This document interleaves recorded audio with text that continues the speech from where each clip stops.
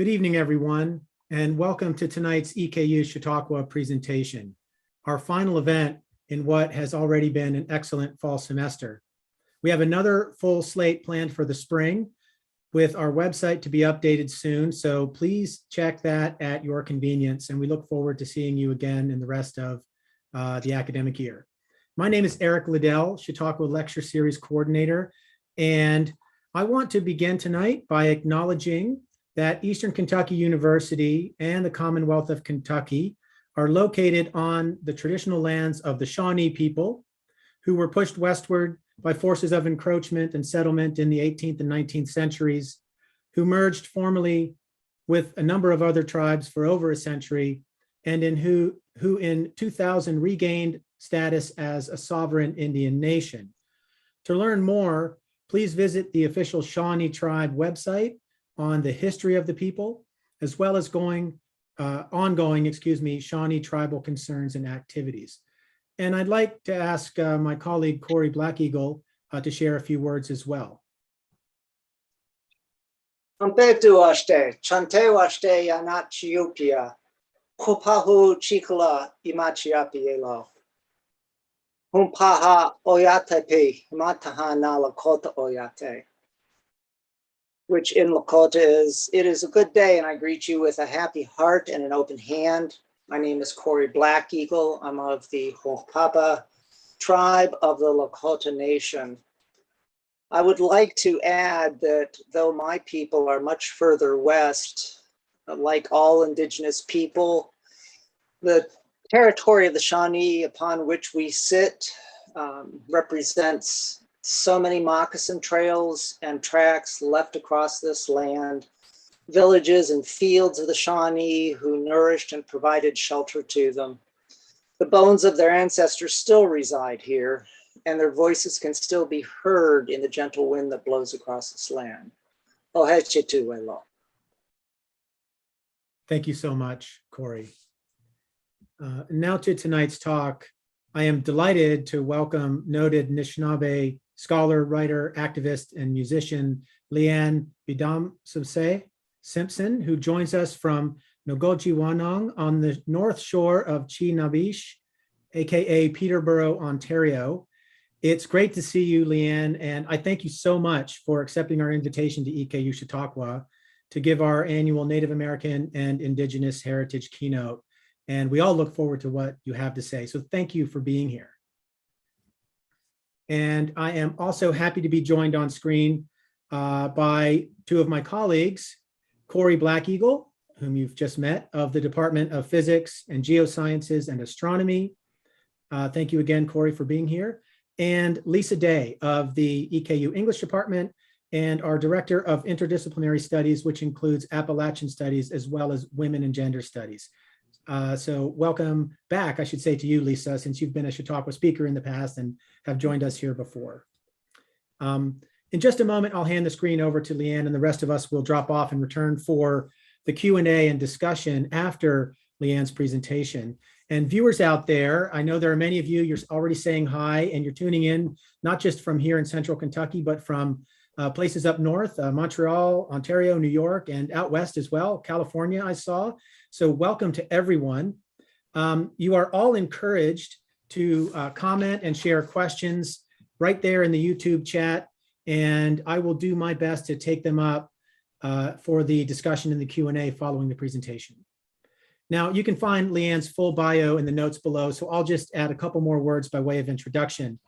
Dr. Leanne Simpson is a Michi Saagiig Nishnaabeg scholar, writer, musician, and member of the Alderville First Nation. She's the author of 7 highly acclaimed books, including the newly released novel Noopiming, which I read a few weeks ago on Kindle, so I don't have it here to show you, but which is truly a marvel of both poetic storytelling and a summoning of cultural expression and a really dynamic experience. And so I encourage everyone to get that and read it. Also, the philosophical memoir and manifesto, as we have always done, Indigenous freedom through radical resistance. In addition to her scholarship in fiction and poetry, Leanne has released 4 music albums, including most recently the critically praised Theory of Ice, which was a finalist for the Polaris Award from the Canada Read it. Council for the Also, Arts. the philosophical memoir and manifesto, as we have always done. Somebody might have their through radical volume on. resistance. Thank you. In addition to her scholarship in fiction and poetry, Leanne has released 4 music albums, including Apologies to the viewers out there. praised I'm not sure where Theory this of Ice, which was a finalist for the Polaris cycling is Award coming. from the Canada Read it. Council for the Also, Arts. Lisa, perhaps you need to philosophical mute. memoir and manifesto, as we have always done. Somebody might have. Okay, thank you. I think we've got it. Apologies for that audio glitch. It goes with the territory here. As I was saying, Leanne's album, Theory of Ice, also critically praised, is available on her Bandcamp page. So I encourage you to check that out. Leanne holds a PhD from the University of Manitoba, and she teaches at the Dechinta Centre for Research and Learning in Denendeh.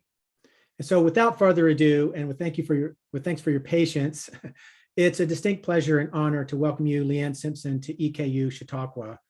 Take it away, and we'll see you back here in a little bit.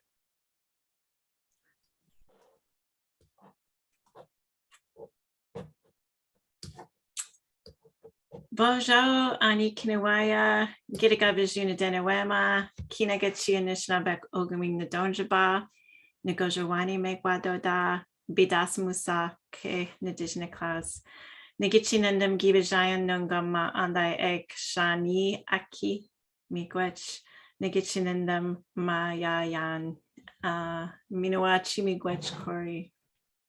It is so lovely to be here and to be visiting with you all tonight. Thanks to the organizers, Eric and Lisa, for making all of this happen, and to all of you for spending your evening on Zoom with us at this time. And thanks to Corey for those powerful words opening tonight. I am Michi Saagiig Nishnaabeg, or Ojibwe, and our territory is on the north shore of Lake Ontario, roughly between the Canadian cities of Toronto and Ottawa. We are the eastern part of the Ojibwe or Nishnaabeg Nation that hugs the Great Lakes and then extends into Michigan, Minnesota, and Wisconsin. My particular understanding of life comes from this part of the world. It comes from this Michi Saagiig Nishnaabeg practice of living in deep relationality to the land, the water, the plants, the animals, and the peoples of Kinagachi and Nishnaabeg Oguming, the place where we all live and work together. This land has taught me that Anishinaabe life is continual, reciprocal, and reflective. It is often a critical engagement with my ancestors, those yet to be born, and the nations of beings with whom I share land. It is a living constellation of co-resistance with all of the anti-colonial peoples and the worlds they build. This land has taught me that Anishinaabe life is a persistent world-making process, despite of and in spite of the constant imposition of the colonial machinery of elimination. This procedure for Indigenous life and Indigenous living is one that my people used long before our existence ever depended upon our ability to resist and survive the violence of racial capitalism, heteropatriarchy, and expansive and recursive dispossessions. My ancestors woke up each morning and created an Anishinaabe world. They animated their political systems of governance and diplomacy. They built their collective philosophical and ethical understandings. They made processes for solving conflict and reestablishing balance. And they built their economy with the consent of plant and animal nations. They maintained and nurtured systems for sharing knowledge and for taking care of each other. They worked collectively to produce, reproduce, replicate, amplify, and share life as continuous rebirth, as Winona LaDuke says, because if they did not, Anishinaabe worlds wouldn't exist. They were makers. They got up each morning and they worked hard, not the white man wage labor, Monday to Friday, 9 to 5 kind of work, not the kind of work where you outsource the labor of living so you can do something more important, but the kind of work that values above all else the way one lives. They got up, worked hard all day long in a way that brought forth more life. This algorithm of living, theory and praxis seamlessly intertwined and relationally responsive to each other, is generated through intimate relations with Michi Saagiig Nishnaabeg land that is constructed and defined by our intellectual, spiritual, emotional, and physical relationship with it. Living as a creative act. Self-determination, consent, kindness, and freedom practiced daily in our relations. Practices replicated over and over. Making as the material basis for experiencing and influencing the world. Living with the purpose of generating continual life. Our infrastructure for life was relationships, not institutions. Our orientation for life was internationalist.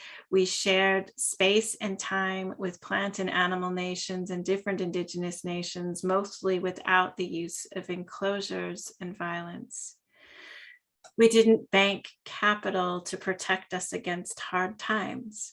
We had interdependent relationships with other animal and plant nations and other human families, neighboring Indigenous nations, and in times of difficulty, we relied upon this practice of relational diplomacy and the worlds it creates to survive, with the understanding that in return, we would also take care of their worlds. The last time I gave an in-person lecture now was March 2019. Canada was in the midst of a phenomenal expression of Indigenous international diplomacy as Indigenous peoples across Canada mobilized in solidarity with the Wet'suwet'en hereditary chiefs from northern British Columbia and their clans in the form of rallies, round dances, teach-ins, benefit concerts, sit-ins, and of course, blockades, as they tried to protect their homelands from the construction of a pipeline. Now, I know you folks in the United States have recent experiences with blockades as well. We witnessed a huge mobilization at Standing Rock in South Dakota a few years back. And currently there are protest camps and blockades in Minnesota attempting to stop the construction of another pipeline and Bridges Line 3. The Wet'suwet'en hereditary chiefs have repeatedly stated that there is no access to their lands without their consent. And over the past 2 decades, they have done everything possible within the current structures to protect their lands. When police invaded their territory to enforce a court injunction to make way for the construction of a pipeline, they asked us for our support in protecting their land and their peoples from the Coastal GasLink pipeline. Canada has a long present and a long history of ignoring Indigenous consent when it comes to resource extraction on our territories, and they have always undermined our self-determination to decide what is best for our peoples and our lands. Indeed, as poet, novelist, and playwright Nurbasi Phillips writes, North America is founded upon 2 genocides, Black peoples and Indigenous peoples. The Wet'suwet'en hereditary chiefs have been teaching the world a crucial message about consent. They've used the Canadian courts in the landmark Delgamuukw decision. They've educated the public on speaking tours, in videos, with a website, and giving camp tours. And they have built the alternative, a land immersive community with cabins, a pit house, bunk houses, and a healing center at the Unistoten camp. A camp built to and maintained in the path of the proposed pipeline, a camp that embodies a tremendous expression of life-giving with Wet'suwet'en politics, economy, and love. a Wet'suwet'en world. 2 years have passed since the height of these solidarity blockades. None of the underlying issues have been addressed, and now we have a global pandemic upon the pandemics of anti-Blackness, colonialism, and a global climate catastrophe. There will be more blockades in our future. There will be renewed actions to protect land and life for peoples that believe, as abolitionist thinker Ruthie Wilson Gilmore says, where life is precious, life is precious. Where all life is precious, all life is precious. Indigenous blockades are a challenge to the dominant political and economic systems in Canada. They are an amplification and a centering of Indigenous political economies, Indigenous forms of governance, economy, production, and exchange. They are indeed a resurgence of social and political practices, ethics, and knowledge systems. They are also wayfinding. In reality, behind the barricades, whether the blockades are enacted on Dakota land or at the Unistoten camp, blockades are rich sites of world building. In the spaces behind the barricades, you'll find parents with children, you'll find elders, you'll encounter ceremony and sacred fires and language learning, art making, singing, drumming, storytelling. You'll find an ethic of care as harvesters and cooks engage in the bush economy to feed the front lines alongside spiritual leaders, nurses, and medics taking care of the people.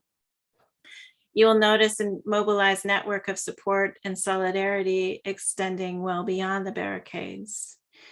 You will witness the reemergence of political leaders based not on band council elections, but upon Indigenous practices of deep relationality. You will enter a collective embodiment of Indigenous legal practices.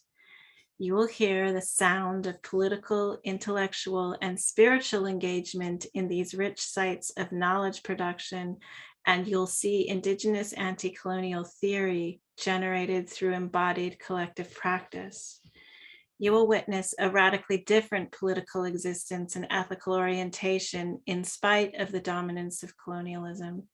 Existences and orientations that are operating upon a different premises than the politics and the economy of extraction. Living as a creative act, self-determination, consent, kindness, and freedom practiced daily in our relations. Practices replicated over and over, making as the material basis for experiencing and influencing the world, living with the purpose of generating continual life. Knopf. So tonight I want to step away from the usual ways blockades are portrayed in the media and are understood by the majority of non-Indigenous folks. I want to spend some time today thinking about this practice of a blockade in a different way, in an Anishinaabe way. And I want to share the brilliance of my relative, the beaver. In colonial minds, the beaver is nature's engineer, the earliest forester, the first hydrologist, the original industry. No one has had more impact on the environment than beavers, except for humans, is a common phrase. In 1975, the beaver became an emblem of Canada as a symbol of its sovereignty because the first Europeans in Indigenous territories saw the beaver not as a relative, but as a money-making attraction to supply the continent with nifty felt hats. 200 years of making beavers into accessories led to their near extermination, and now beavers are mostly known as a nuisance and an inconvenience. But this Indigenous land, this Indigenous water, these Indigenous bodies house centuries of oral literature and embodied practice that know different. In many versions of the Anishinaabe Seven Ancestors teachings, beavers, or in Anishinaabe Moan Amik, plural Amikwak, represent Nishnaabewin, the practice of wisdom. I want to think about that for a minute. Out of all the beings that make up life on this planet, to my ancestors, beavers best embodied the politics and the ethical practices of wisdom. Now, there are some pretty cool features of the beaver, and as a sporty person, I'm immediately attracted to their waterproof fur, the original Gore-Tex, webbed feet for efficiency in the pool, a third eyelid in the form of a nictitating clear membrane that moves over their eyes and acts as swim goggles you cannot possibly lose, orange and ever-growing teeth with iron in them, perfect for gnawing and not susceptible to yellow stains. Then I remember for the Anishinaabe, it is not necessarily our cool and sporty features that make us who we are. It is what we do and how we live in relation to all other life forms. Beavers build lodges, canals, and dams. And of course, the longest beaver dam in the world is located in northern Alberta in Treaty 8 territory and measures 850 meters long. Beavers build dams. Dams that create deep pools and channels that don't freeze, creating winter worlds for their fish relatives. Deep pools and channels that drought-proof the landscape. Dams that make wetlands full of moose, deer, and elk food, cooling stations, places to hide calves, and muck to keep the flies away. Dams that open spaces in the canopy so sunlight increases, making warm and shallow aquatic habitat around the edges of the pond for amphibians and insects. Dams that create plunge pools on the downstream side for juvenile fish, gravel for spawning, and homes for food for birds. And who is the first back after a fire to start the regeneration? Beavers. Amik is a world builder. Amik is the one that brings the water. Amik is the one that brings forth more life. Amik as wayfinder. This is the one that works continuously with water and land and animal and plant nations and consent and diplomacy to create worlds, to create shared worlds. Prior to contact with white people, it is estimated that Turtle Island, or in my language, Kinakung, was home to 60 to 400 million beavers. That's 3 to 5 beavers for every kilometer of stream or river. That is a beaver in nearly every headwater stream in North America. Biologists call beaver a keystone species, a species so important to an ecosystem that without it, the ecosystem would collapse. A species that continually creates habitats and food sources for other beings. Families that filter and purify water, clans that replenish the soil with nutrients, communities that manage spring floods and water temperature, a nation that continually gives.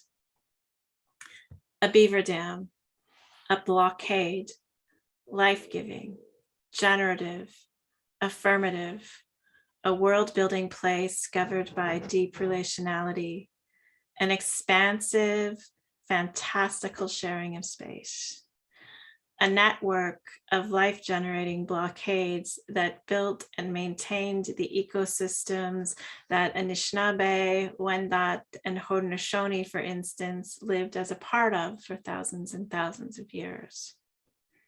Nishnaabewin. So tonight, in our thinking through of this idea of a blockade together, I'm going to try and deepen our understandings by sharing with you 2 beaver stories. Indigenous peoples have always been intellectual and artistic peoples. We have always had theory, science, meaning, philosophies, and aesthetic principles. And these were not individual pursuits. These were communal making practices. Everyone had their own stories and their own songs and their own voice, and those things are considered and celebrated and woven together into collective understandings and meaning. My people are constant storytellers throughout the day and throughout the seasons. Stories are the fabric of daily life. The sonics of story pulls one into a space where worlds become fully embodied experiences. Sound is the connector to emotions and intellect beyond one's own body. It is a connector to all of the relations that make up the land. The land holds story. Stories not only fill our worlds, they make our worlds, but only if you have the skills to find meaning in oral literature, only if story lives and breathes inside you, only if you wrap stories around you like a blanket and take them out to consider from time to time. Telling stories is one of our foundational practices. The telling of stories fills the interstitial spaces of worlds with recognition and affirmation, with all its generative and degenerative energies. It is a practice of listening with one's open heart to the sound of Anishinaabe across time and space in all of our manifestations. The practice of telling stories is the practice of generating a diversity of meanings. It is a practice of deep relationality, not a looking at, but a looking with, or a looking through, or a thinking through together. Stories are a world building process. And this first story takes place a long, long time ago, and it goes back to the time of the very first beaver dam, in a time where beavers were giant. I've heard giant beaver stories in Nishnaabeg, in Cree and Denendeh homelands, and according to scientists, castoroids lived in the Pleistocene era and were 2 meters long, weighing about 100 kilograms. So beavers, roughly the size of black bears. What follows is my version of a story that was told by Sam Snake, Elijah Yellowhood, Alder York, and Annie King from the Chippewas of Rama Minjikining First Nation, and it was originally recorded and compiled by Emerson and David Coatsworth in The Adventures of Nanabush, published in 1979. Anishinaabe thought takes an expansive view of gender. We have more than 2 genders. We have a diversity of gender, sexual, and relationship orientations, and I've written about this in As We Have Always Done. In my work, I want to continue to refuse that colonial gender binary and recenter Anishinaabe queer normativity. So in this story, both the main characters, Nokomis, a grandmother, and Nanabush will use they, them pronouns. Call-out culture is exhausting, and no one knows this better than Giant Beaver and Nanabush. These two have been trading witty and not so witty barbs back and forth all over the country, and it's been so long, neither of them can remember what the original fight was about. But did they ever get a spike in followers? Nanabush had been stalking Giant Beaver around the internet for months before they lost their trail completely.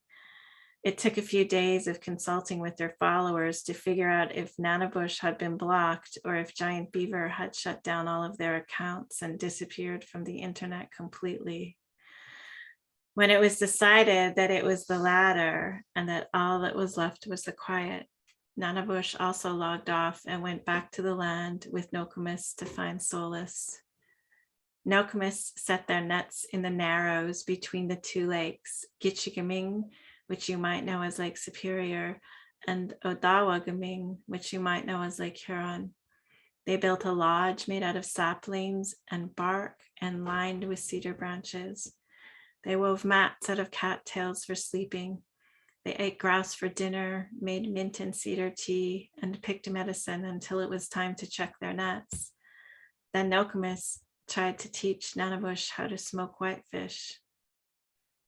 Nanabush was pretty busy, though, reading a lot of books because they were studying for their comprehensive exams, and that is no joke. at least in certain contexts. Things were going along pretty good for these two, so good, in fact, that Nanabush even considered shutting down their socials for good. Nanabush and Nokomis were so relaxed, in fact, they didn't notice it happening at first. Small incremental change can be like that, but each day the water level was rising ever so slightly. Nanabush knew immediately that Giant Beaver was back online under fake accounts causing trouble. Nokomis knew immediately that Giant Beaver had dammed the head of the lake and was still building. Nanabush fired up Twitter, Facebook, Snapchat, and Instagram. Nokomis found the dam. Nanabush clicked, posted, retweeted, and regrammed. Nokomis sat on top. Nanabush memed. Nokomis waited.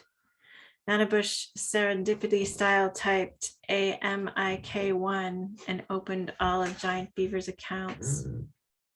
Nokomis waited. Nanabush opened all the platforms, screen after screen after screen, finger on delete. Nokomis waited. Nanabush deleted each post seconds after they appeared. Nokomis still waited. Nanabush deleted. Giant Beaver burst through. Nokomis grabbed onto their tail and held on.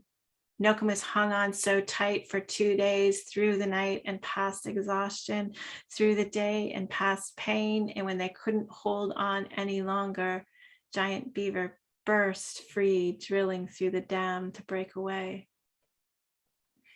Nokomis felt like a complete failure, a fraud of an Nokomis. Nanabush rubbed their back. Nokomis looked up and saw Giant Beaver's dam blasted apart, forming the spectacular 30,000 islands in Georgian Bay, or Odawa Wikwidon. Giant Beaver headed east through Kinagichi Nishnaabeg Ogaming and was gently carried by Gichi-Zibi into the ocean. Nanabush ran after them, but it was too late, so Nanabush called out, "I want to be your friend." Giant Beaver stopped, thought, considered. And then Giant Beaver returned to Nanabush and Nokomis to figure out how to use their beaver skills for good, which they did. And all it required was a little patience, a little resistance, some community, and a considerable reduction in size to the beaver we know and love today. Nishnaabewin. So that's the first story. This is the second story. In my culture, spring is the time for fasting, and fasting is not an easy thing nowadays. We aren't used to the quiet or to being alone. Most of us are lucky enough to not have to go without food or water for long periods of time. Our reality is one infused with the electric of anxiety, and our bodies are ready for fight or flight when neither is the reality. So fasting, while our spiritual leaders insist on its importance, colonial realities, as per usual, present some particular challenges. Many elders see those challenges and offer support, and a certain fluidity around the practice designed, I think, to teach us slowly and gently the skills needed to complete 4 days and 4 nights. Few of us have the drive and commitment needed to accomplish this, because the benefit at the end is entirely collective, wholly internal, and without accolades. When Wijiwagan decided to fast, they planned for these particular challenges years in advance. They practiced. They did the things they had been taught to do regularly, even though. And so when the day came, Nokomis put the charcoal on their face in the Anishinaabe way, and they began. It isn't ethically appropriate to speak specifically about our practices of fasting or what happened in this particular fast, other than to repeat what those who have gone before me have said. John Benesi, Kakigi Benesi, or Forever Bird, from what is now known as Fort William First Nation near Thunder Bay, Ontario, told this story to William Jones, and it was originally published in 1919 known as the woman who married a beaver. William Jones was a Meskwaki anthropologist, and he recorded many Ojibwe stories from the western part of our territory in our language. In Kagigi Benesi's published and translated version of the story, he says that during the fast, the faster, which tonight we will call Wijiwagan, meaning partner or companion, met a person who invited them to their home. Wijiwagan agreed. The home was beautiful. Food and clothing were plentiful, and in time, Wijiwagan consented to becoming this person's partner.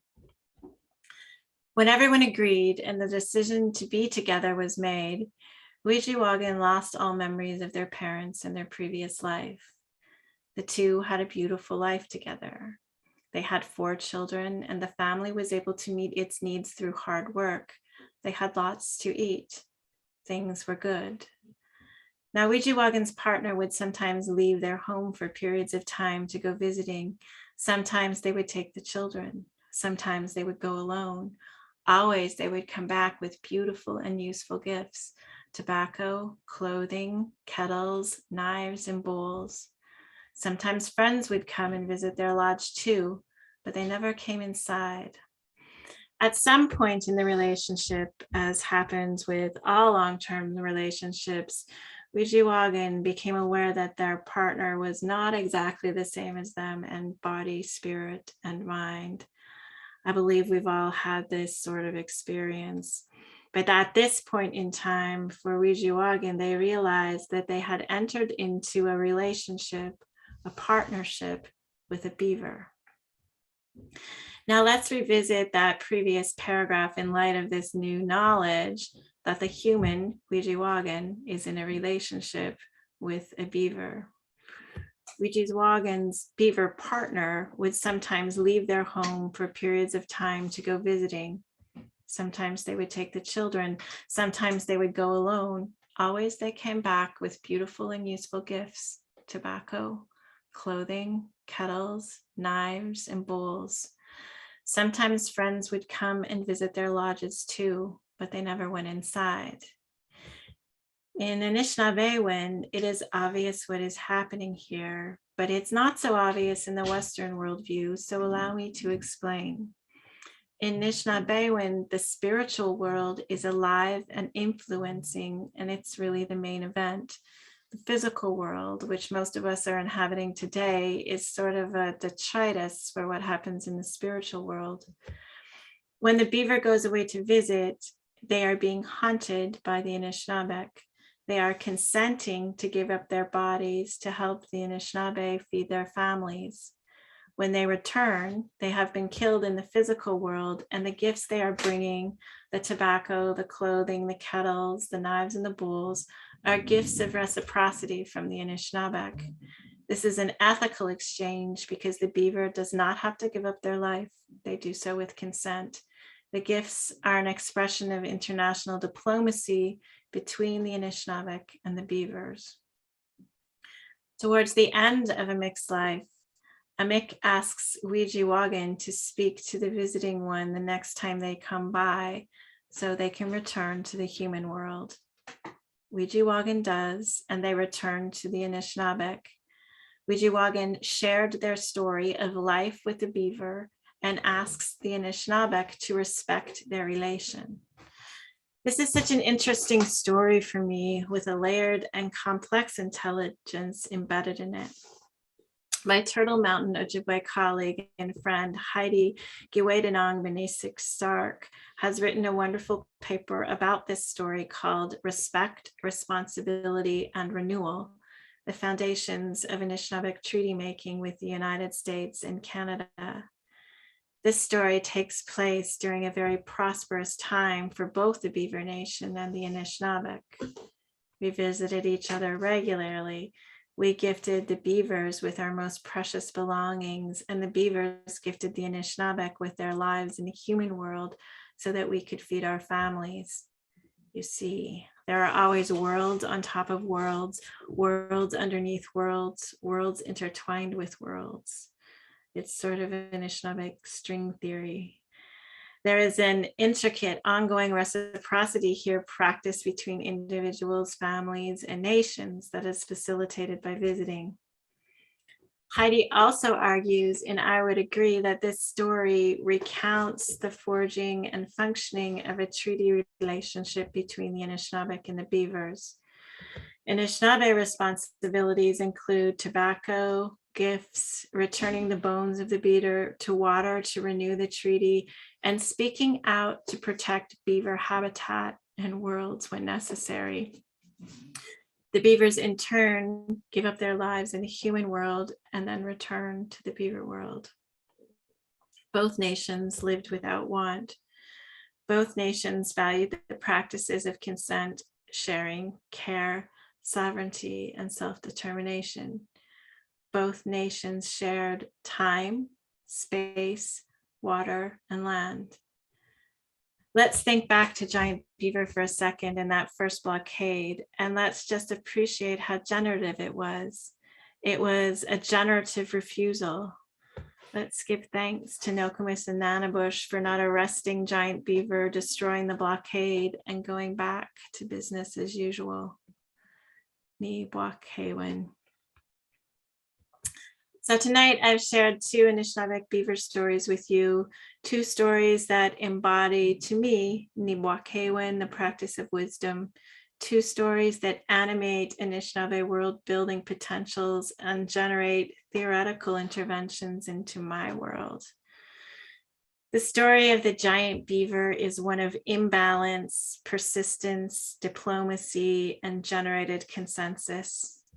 The person who married a beaver grounds us in an expansive understanding of gender and instructs us on consent, the political economy between Anishinaabe and beavers, and demonstrates a world made out of deep reciprocity, diplomacy, and respect. We have some choices. One can stand beside the pile of sticks, blocking the flow of the river, and complain about inconveniences, or one can sit beside the pond and witness the beaver's life-giving brilliance.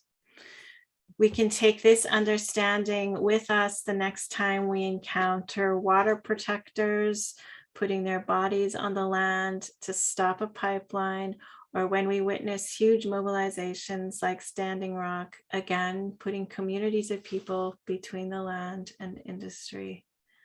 Blockades are both a negation and an affirmation of a different political economy, a world built upon a different set of relationships and ethics, an affirmation of life. Nishnaabewin. And I should mention that this lecture tonight is an excerpt of a longer work called A Short History of the Blockade that was published by the University of Alberta Press earlier this year. And it's a tiny book, but in the tiny book, there's 4 beaver stories instead of just the 2, and there's a little bit more context. So Mihua, Miigwech, thank you so much for listening. And I think that we have time for questions and reflections and discussion now. Miigwech, and thank you, Leanne. And I will take a moment to invite my colleagues Corey and Lisa back on screen when they can join us. And yes, thank you for your wisdom, for your eloquence, for piquing our curiosity in a number of ways about the multidimensionality of Nishnaabeg storytelling and thinking and ways of being and ways of living. And there are some questions already coming in on the YouTube chat. I'm going to turn to them, but first I'll see if my colleague Lisa Day might have a question or a comment to get us started. And viewers out there, please go ahead and add your questions. I'll be looking at them in the meantime. Thank you so much. And Dr. Simpson, wow, what a wonderful talk. And I too agree that stories are what join our worlds in so many different ways. So one of the things that you allude to in your talk is the concept of the two-spirit. And I'm convinced that so much of what trips people up in their daily interactions with each other, as well as in our structural practices and in our institutional governing systems, is the idea of a binary. And I try my best to encourage non-binary thinking among my students, and I use as an example the queer spectrum, and I also refer to indigeneity as a way of not thinking in binary systems.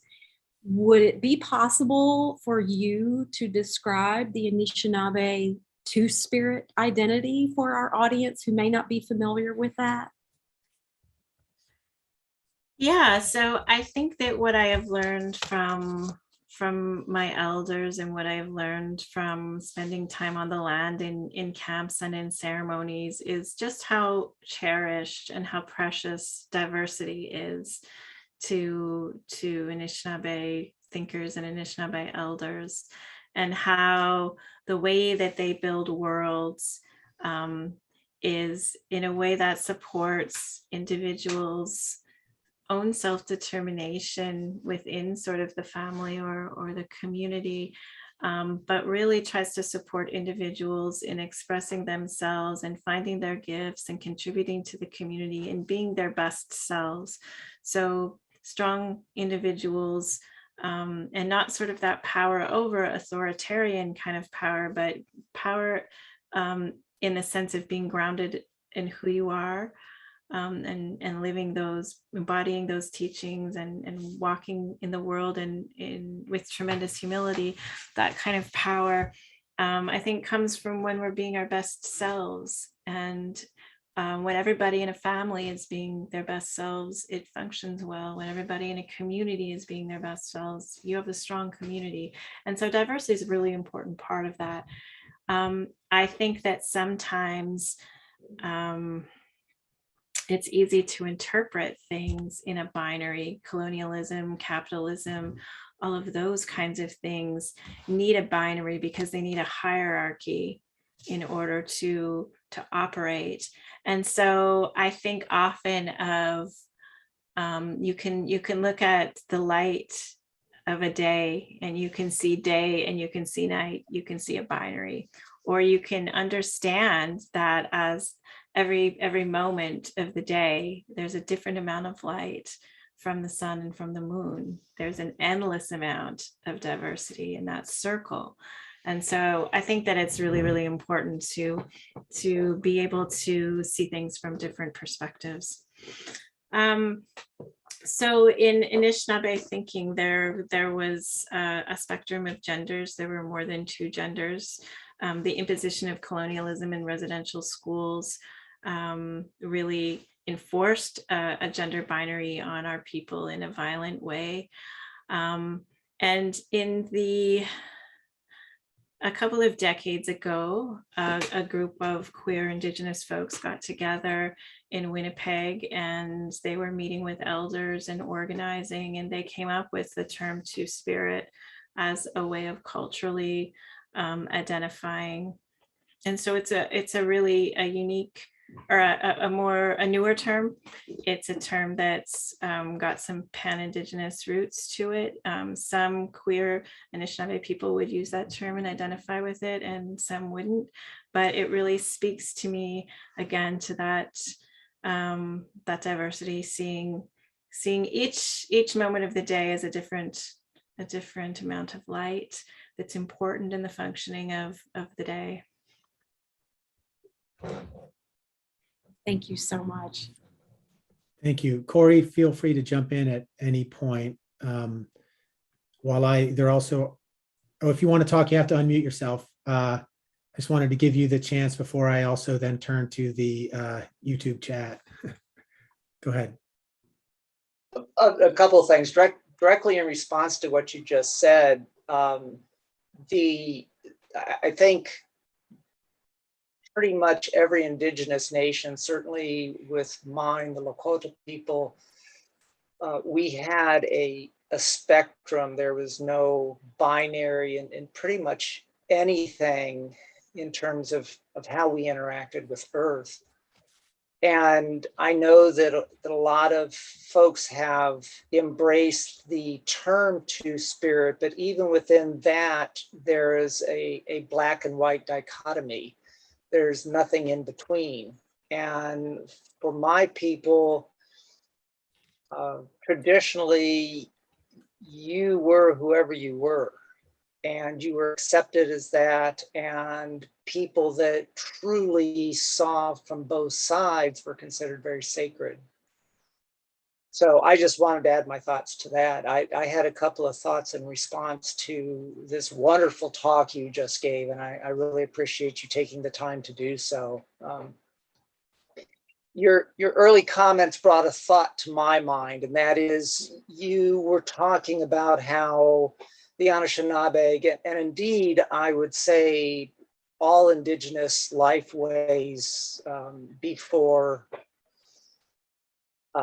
contact was and still tries to be entirely focused on bringing life forth.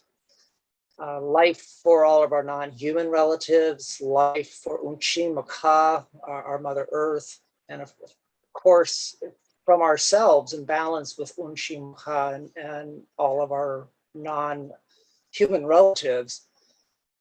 And as I thought that while listening to your words, the contrast to me became more visible, and that was that it seems like the dominant culture these days is focused on destruction. Destruction of water, earth, resources, living creatures, humans in addition. And it seemed like a very strong and poignant contrast. And I don't know if it was something that you consciously intended, but it became a very strong thought in my mind listening to you. So I appreciate you saying that. Thank you.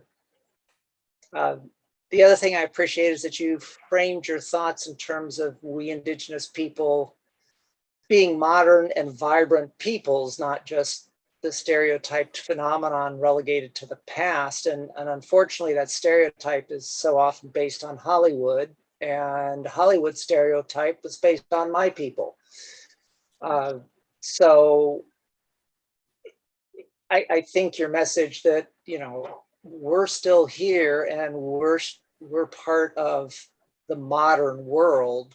We just have all our strengths that our ancestors and elders have fought so hard to maintain for us. So I appreciated that. And then the last thing is, I was listening to you talking about chapa, what we call beaver.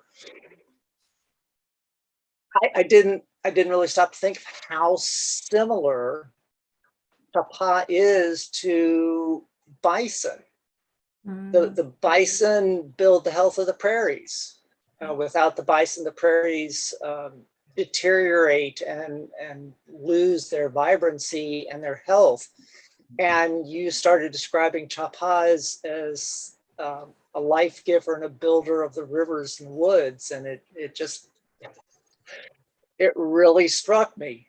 I hadn't thought about that before, so I appreciate that too. Thank you very much for your talk this evening. Thank you for your kind words and for sharing so much of your own Lakota thinking. Yeah, I think that's a wonderful thinking alongside the buffalo and the beaver. So miigwech for that. Perhaps that will be part of your next book. Thank you both. And there are some questions in the YouTube chat. Some of them are kind of overlayered and interconnected. And so I'm going to try to sort of combine a couple of them together. And on the question of the beaver and the blockade and I guess the application maybe of the stories, although there's a lot, right, to the imagination, for the imagination to run with. But a couple people are asking if you can say some more to connect those to some of the specific protests you talked about at the beginning. And people are also asking about, you know, I guess the Enbridge pipeline and the Dakota Access Pipeline and the, of course, I'm going to mispronounce it, but Wet'suwet'en situation. In other words, can you talk a little bit more about, how you would apply the moral of those stories to some of those situations that call for action, that call for responsibility, that call for human blockades? Yeah, I think that one of the ways that Canadians and I would say probably Americans as well interact with Indigenous protest is through blockades, and the way that they're portrayed in the media is as being something that's extra legal, unethical, dangerous, violent. And then there's also sort of a stereotype of the kind of radical, angry Indian who's blockading the road. And so I wanted to sort of take a step back and help people along in thinking of blockades as something different, and using that beaver as a teacher, as a metaphor, but and also literally, because the work that beaver is doing in terms of aquatic ecosystems isn't metaphorical, to sort of expand that idea of what's happening, whether it's in, there's so many now blockades in the history of Indigenous and state relationships in Canada. I sort of wanted to use the Wet'suwet'en as a jumping off point. And that conflict certainly is ongoing. It's ongoing tonight. It's in the news regularly. But I think just at this time, and I was thinking about when I was writing this, which would have been a couple of years ago, or doing the research for this, it was before the pandemic. It was before BC right now is massive floodings and mudslides from massive forest fires that took place in the summer because of climate change. And it seems like the impact of human-induced global warming and climate change is here, and it's severe, and it's causing a lot of violence and a lot of deaths. And I think that's something that our elders have been, and our land-based practitioners have been saying for decades and decades and decades, that you can't exploit the land to this degree and think that humans are going to be okay. So I think that I wanted to focus some attention and some affirmation on sort of groups of people that are working to actualize something different, that are working to build otherwise worlds, working to build Indigenous spaces, and sort of break apart the stereotypes around Indigenous protests and blockades. So in that sort of sense, the thinking alongside was meant to be really expansive. Thank you. And sort of connected to that and building upon that, a couple other people asked questions about modernity and, the ways in which the stories you shared might relate to problems of modernity. So I don't want to put words in their mouth, but for example, how can we continue to overcome colonialism and be wise like beavers and join together to build blockades in our modern world, despite our differences? So how do we, create coalitions? And I'm assuming this deals not just with, say, going to a particular place where there's a company trying to build a pipeline or to put in a golf course or whatever it might be related to development and resources. But as you alluded to at the end of your previous comment there, that this is a more expansive notion. What are some of the ways that you would recommend people get involved on that level? Well, I think that there's lots of things that are happening in the world right now that are related to building alternatives to racial capitalism, to white supremacy, to heteropatriarchy. And I think we've just seen over this past summer a kind of global uprising for Black life. And so I think that a lot of these anti-colonial movements are overlapping and are developing relationships of solidarity. And I think that that's a really beautiful thing to see. I think that we sort of have to remake everything. And I think that we'll generate the knowledge and the skills by sort of coming together in small groups and in big groups, and dreaming and visioning and making and figuring out how to do that together. So I think I would also kind of harken back to Corey's reminder at the end of my lecture that Indigenous people are contemporary people. We're representing ourselves in on the land. We're not invisible, even though we've been invisibilized by centuries of colonialism and dispossessed and removed. We're still here, and we're thinking, breathing, living peoples. And we have, I think, thoughts and ideas on the kinds of worlds that our ancestors lived in, that we live in, and that we're interested in building for the future. Thank you. And there's lots of questions still coming in. And one of them, asked for, I guess, more clarification on one of the points you just made about the movements being anti-colonial. The question is direct, how are these movements anti-colonial? And I hate to presume necessarily, but maybe as opposed to decolonizing or,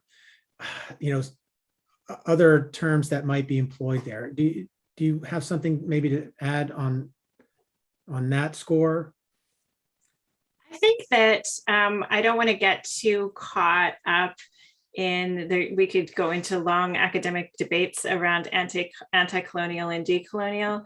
I think the idea is that a lot of these movements are refusing colonialism and then generating something different. And so these blockades and these protests are generative refusal, in that they're critiquing and they're embodying that critique, but they're also building something different. And I think that that's really important work that I think a lot of Black feminists and abolitionist thinkers are doing in the US and in Canada. And I think that that critique, refusal, the naming, and then the building and the dreaming and the visioning is I think an approach that a lot of folks I'm in community with are using. Lovely, thank you. Here are a couple other questions on different notes. Where is it? It keeps scrolling on me. Roxana writes that your beaver stories tonight strongly reminded her of Lee Maricle's meek character in Celia's song, and on the sad occasion of her passing, which I'm sorry to say I didn't know about. I wonder if you have some thoughts to share on that. Yeah, well, for those of you who don't know, Lee Miracle passed away last week, and she was just a tremendous force as an activist, sort of first starting to become active in the late 1970s and 80s as a writer of poetry, of short stories or novels, of creative nonfiction. And I think really importantly, as a mentor for so many Indigenous writers of my generation and that next generation, and a tremendous ally to Indigenous trans and queer writers. And so she spent so much of her time mentoring and nurturing and encouraging and reading our work and blurbing our books. I think that she came to almost every single one of my book launches. And I've sort of been on stage with her for almost 15 years. So I think she was a tremendous force, and the reason why there are so many Indigenous and queer writers right now in Canada is almost single-handedly because of her and because of the Indigenous women that were working alongside her. So women like Maria Campbell and Jeanette Armstrong, just building up this fantastic movement. And so I think that a lot of the things that I do in Noopiming, things like using Indigenous storytelling techniques, having this story taking place in the spiritual world and the physical world, so many of those things Lee Miracle has been doing for forever, because her roots are also in Indigenous storytelling and Indigenous culture. She as a Stala woman. So I think that I'm really glad that question came up. I'm really honored that that listeners saw sort of me thinking alongside Lee through those two characters. That's a really, really beautiful thing to say, and I feel really grateful for that. And that Lee Miracle's work is a really good place for folks to start to dig into some of these issues. And a lot of the questions that are coming up through YouTube can be answered through reading Lee Miracle's work. Thank you for the question, Roxana, and thank you, Leanne, and my condolences, and I'm sorry to hear about Lee's passing, right, for the whole community. Connected to that recommendation for reading, there's another question from Suzanne. What is the best way, sorry, no, my mistake. Can you suggest resources for non-Indigenous parents of Indigenous children to help them understand their ancestry better and help them in the future? I think that you should look for resources for the specific nation that the kids are from. And I think attaching them to community, whether that's friendship centers and urban organizations, or kind of specificity around a specific culture, I think is important.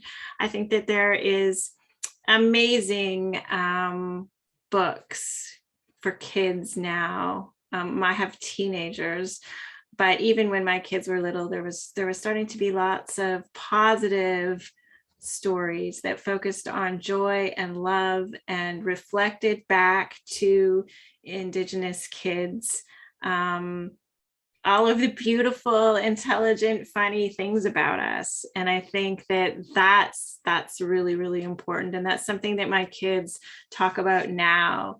They loved the kind of story time and storytelling when they were children, because those Indigenous stories were like kind of blankets that were being wrapped around them. And I feel like as an academic and as kind of an activist, I wanted them to know like the political history and that sort of thing, but which is important too. But I think it's really important for kids to know that we're good, that we come from amazing cultures and nations, and that we can be proud of that. Thank you. And Can I add one thought yes, to that? please go ahead, Corey. Yeah. As Leanne has mentioned several times, and I reflected on for a moment, we are still very much here. And if you're a non-Indigenous parent of an Indigenous child, we are a living, breathing culture. So I would recommend that you also try and connect back to the reservations and the nations themselves and the elders who are the knowledge carriers, and let the children actually be involved in the culture rather than just read about it. Thank you. On this notion of storytelling, this idea that stories have, in a certain sense, infinite potential. They get recycled and recirculated, and They take on new meanings and or new authors, thinkers, storytellers, give them new inflection. That's something I've always found fascinating within the Indigenous and within other traditions as well. And in that connection, one of the things I believe you talk about, and I think it's an interview with Naomi Klein, is the story of the muskrats on the log, and how in the building of Turtle Island, the muskrats had to go down and grab little pieces of mud, right, which then become part of the world that's built.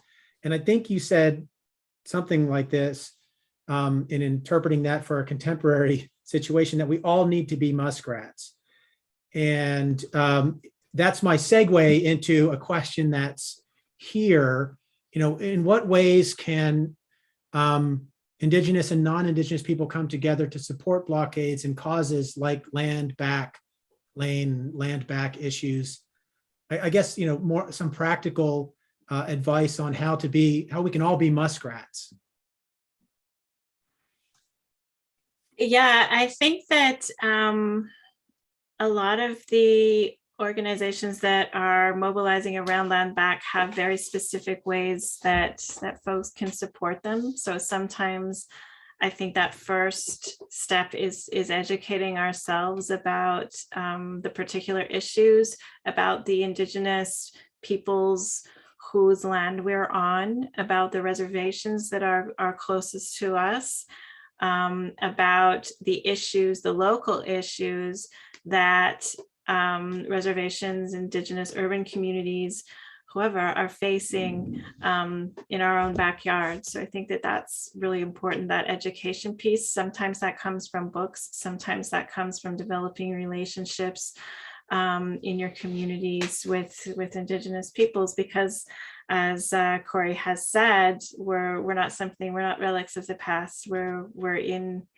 everywhere, and no matter where you are in North America, you're on Indigenous land of a particular nation. So seeking out, I think that information is really important. Learning how to act and live in solidarity is really important, but I think a lot of that is about listening and not censoring sort of your own needs and not taking up a lot of space, and figuring out how to hold space for Indigenous folks, how to be in a supportive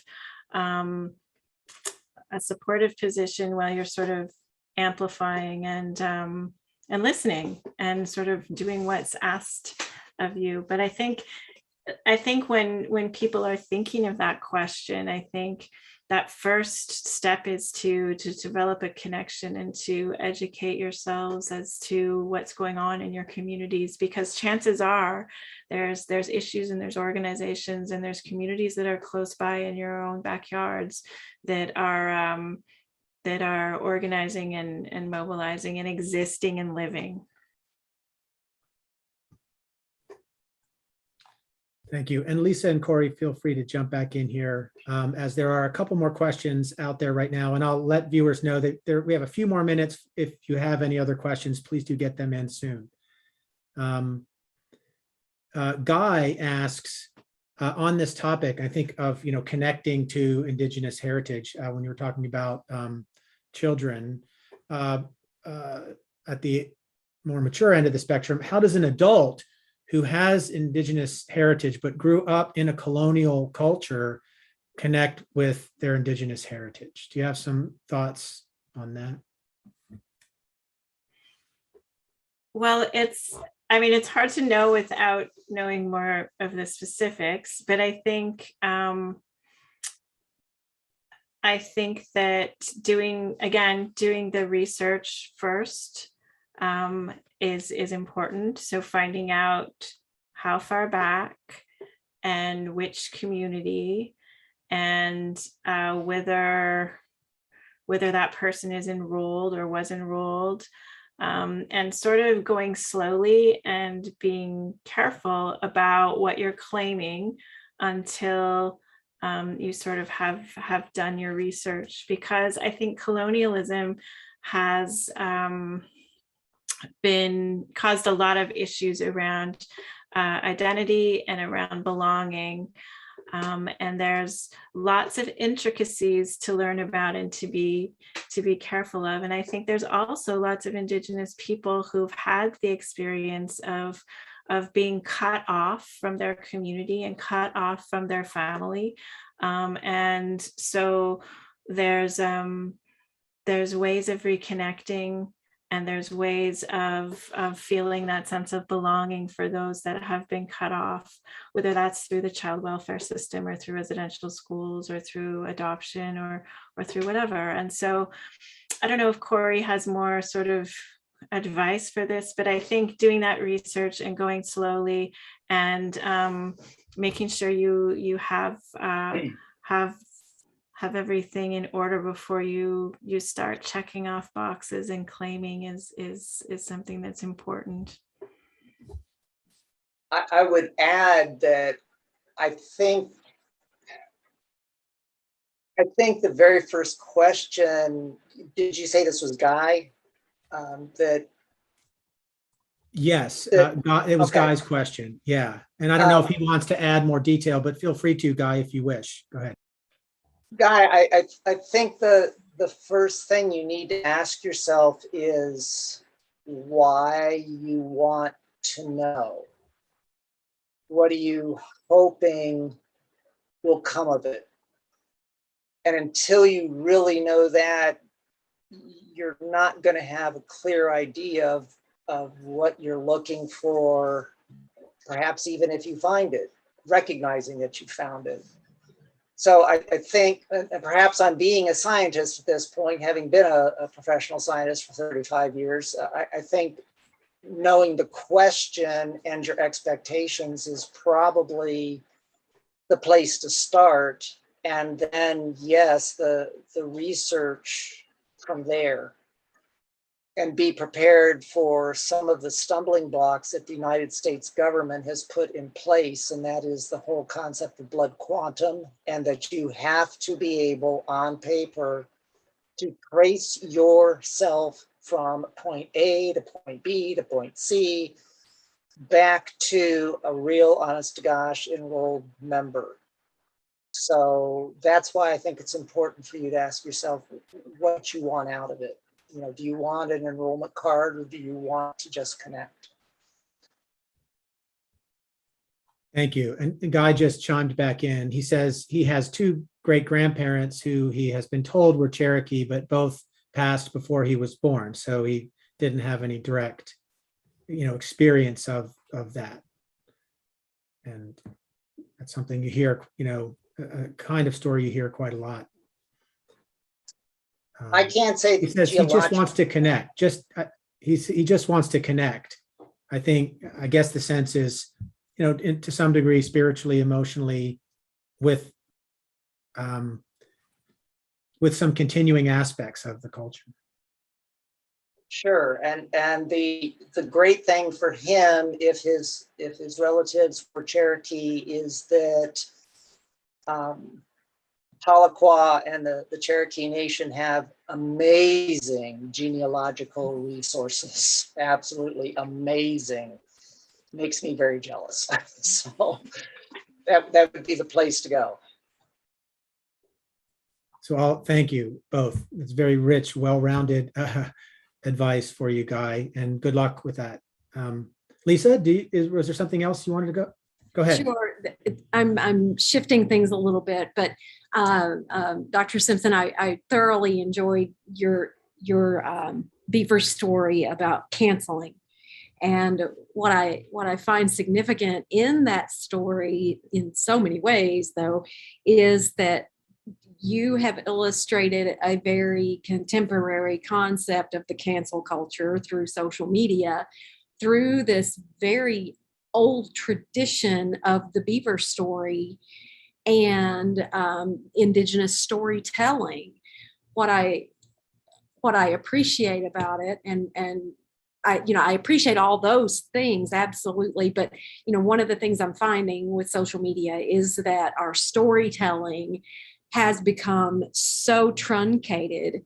And in any time we have a longer comment we have to stick TLDR at the end of it, too long didn't read, whatever. Can you comment on how storytelling has changed with the digital tradition that seems to have supplanted the more oral histories of Indigenous cultures?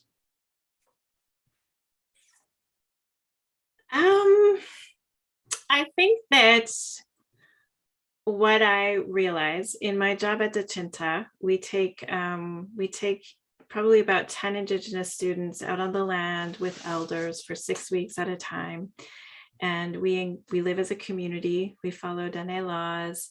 We do 50% of the time Indigenous studies kinds of coursework. And then the rest of the time is hide tanning and hunting and drumming and ceremony and medicine making is Indigenous practices. And so what I've learned from living in community is that those elders have tremendous ways of managing big emotions, of managing conflict, and of restoring balance. And what I wanted to sort of contrast that in that story. So one of the responsibilities of Anishinaabe contemporary storytellers is to be able to take the old stories and make them relevant to this new generation. And so I wanted to have that old grandparent figure, and that narrative is really is in line with the traditional story, and then have the younger sort of person engaged in social media. And ultimately, that story is about power and rebalancing and working through a conflict and everybody finding a way of living together at the end. And so one of the things that I think social media can do, and I think we've all just been really relying on sort of virtual worlds through the pandemic. And we've all learned that they're not the same as that face-to-face contact. And I think that I've learned in Anishinaabe culture that you want to try to cause as little harm as possible. You still want to speak up for yourself and you want to speak up for what's right, but you want to solve conflict in a way that isn't causing more harm. So I think you're right with social media. A lot of nuance gets lost, a lot of listening gets lost, a lot of care gets lost. And sometimes I worry that using that form to solve conflicts ends up causing the community more harm. And I think that I worry about that. So I'm not sure. I think that a lot of Indigenous communities are really good at holding on to those stories and protecting those stories and keeping the oral nature of those stories alive.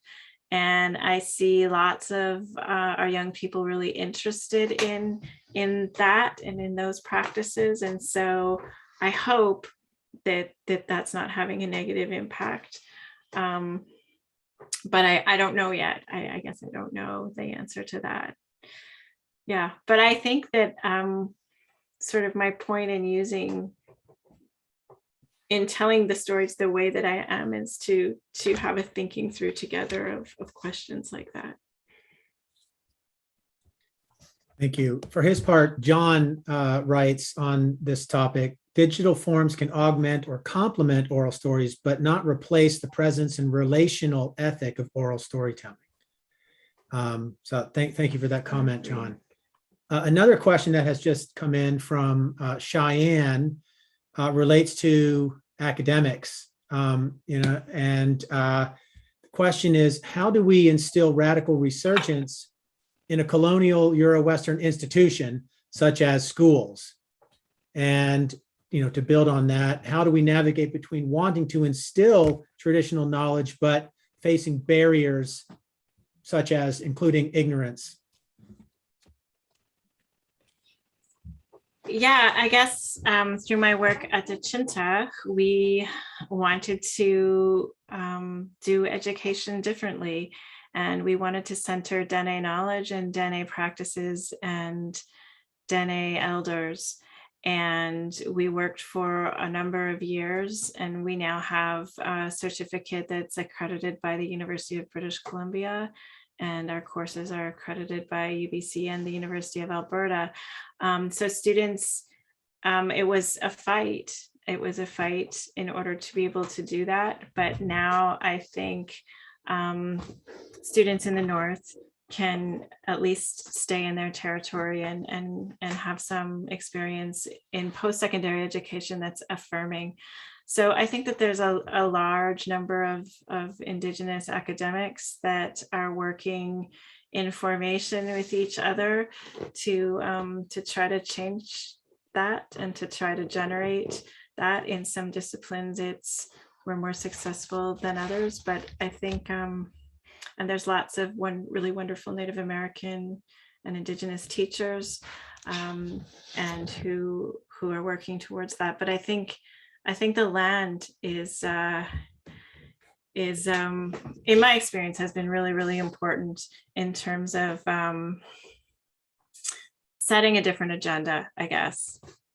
And it's when you get elders and youth out on the land, you don't really need much else. Things just take care of themselves. Thank you. There's a question from Gracie about poetics. She writes, these otherwise architectures that focus on livingness, joy, and love in sculpting, building, and leaving interstices and stillness. That's the first part of the thought. And then poetics create these interstices. Can you share who you listen to? I guess what other poets and important Indigenous voices who are creating these possibilities. That question sounds like it's coming from a poet. It was really beautifully worded.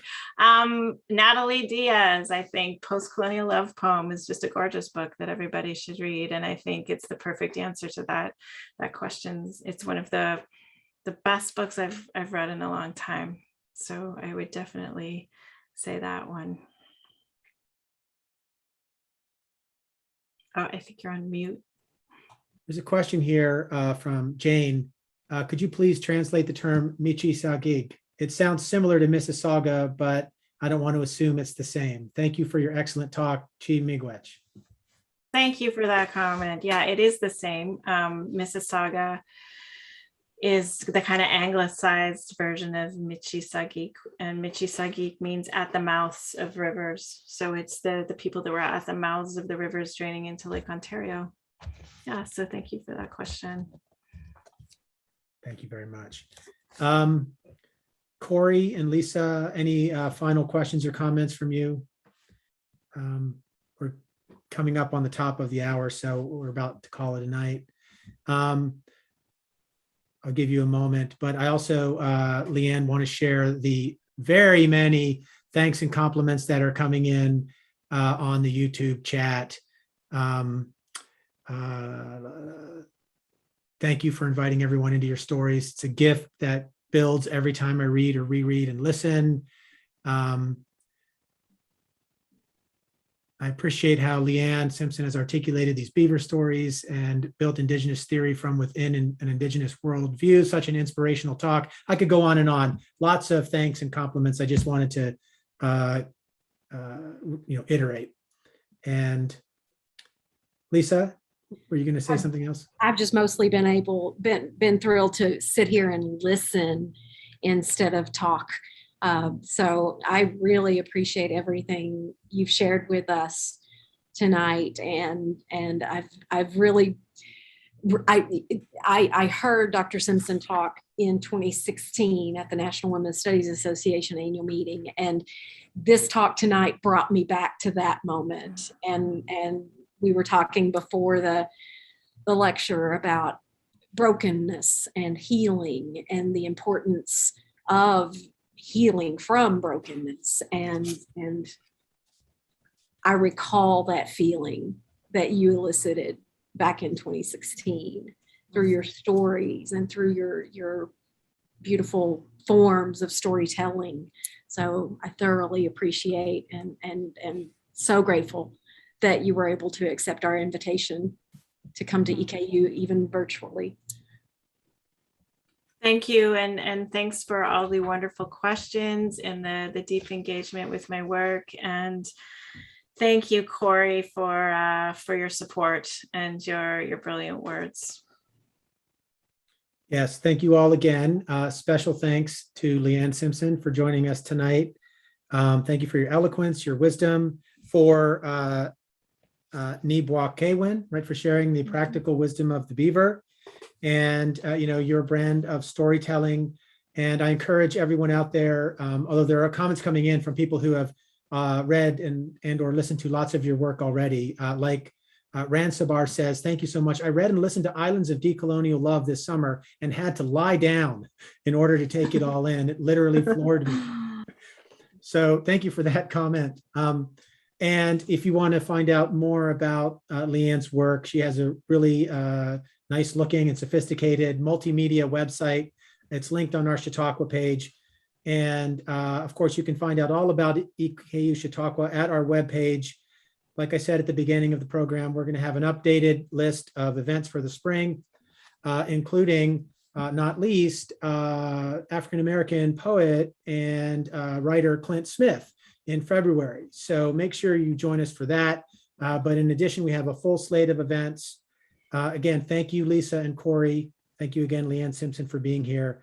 Everyone have a great winter break, and we will see you next time here at EKU Chautauqua. Miigwech, thank you. Bye now. Bye-bye. Leanne, thank you. Thank you. Bye now. Bye-bye. Toksha.